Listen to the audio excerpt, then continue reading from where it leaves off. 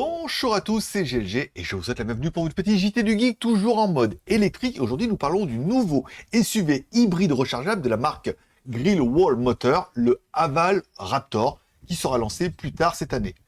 Bon, positionné, vous l'aurez vu l'engin, je pense que vous aurez compris. Positionné comme un SUV urbain avec des caractéristiques tout-terrain, ce modèle de la série Haval Dragon promet une autonomie en mode 100% électrique de 145 km. Il était précédemment connu sous le nom de code B26 et son prix ne devrait pas dépasser les 200 000 yuan, soit 28 000 $ pour un gros bébé, on pourrait dire. La forme du Haval Raptor est carrée avec un logo Haval intégré dans la calandre avant et des phares ronds de chaque côté qui évoquent un style rétro.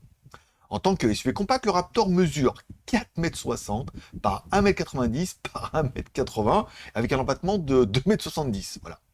La roue de secours externe ajoute 120 mm à la longueur du véhicule, portant la taille totale à 4,80 m. C'est un tank, voilà, ou un bus.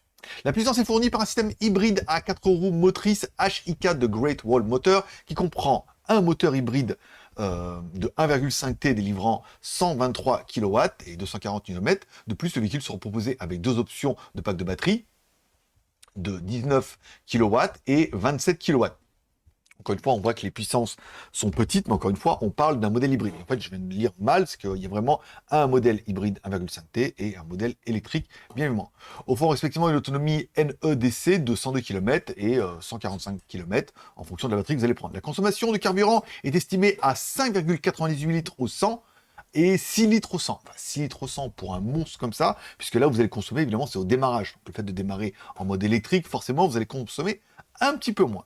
Le Raptor Haval dispose d'un angle d'accroche de 24 degrés, un angle de départ de 30 degrés et une garde somme minimale de 200 mm et une profondeur de guet de 560 mm. C'est précis. Il offre également 7 modes de conduite. Pour l'instant, les détails spécifiques de l'intérieur n'ont pas été dévoilés. Cependant, selon l'image officielle, l'intérieur comportera un tableau de bord LCD, un grand écran de contrôle central flottant et un volant à 3 branches rond. La console centrale est spacieuse et comprend des boutons physiques pour le contrôle du véhicule, des panneaux de chargement sans fil et des portes gobelets. Je veux dire, je sais pas où vous voulez la photo, je crois qu'elle est là. Ça fait quand même un très très bel intérieur. Ce lancement s'inscrit dans la série de nouveaux SUV annoncés par Greatwall Motor sous sa marque Haval, comme le Huawei Big Dog 2024, le H5 rebandé et la troisième génération du Haval H6. L'entreprise semble déterminée à rester compétitive sur le marché automobile chinois actuellement très concurrentiel. En juin de cette année, les ventes du Haval H6 ont totalisé 14 270 unités, soit une baisse de 40% par rapport à l'année précédente.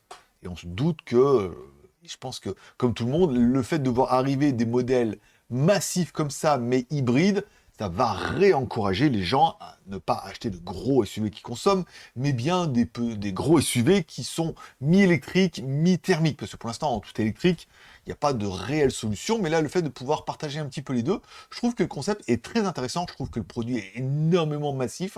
Je le trouve magnifique.